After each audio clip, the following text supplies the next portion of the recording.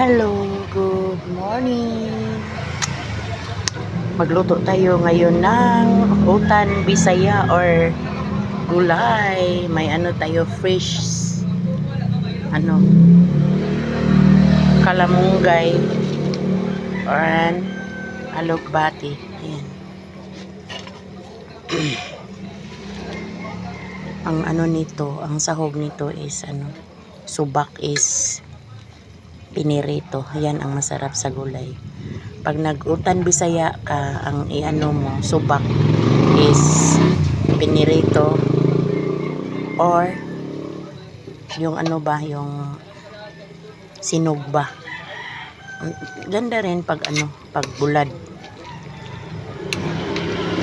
Ito ang ating, kasi lagi tayong ngayong Pasko kakain na naman tayo ng pork. So, gulay-gulay muna tayo. Ayan pinirito ang ko. Shout out Michelle Campo Redondo. Papuntahin mo si Eric dito. May gulay dito.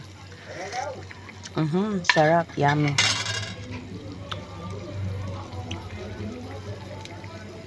Yun lang mga kabisdak and mga kamamshi.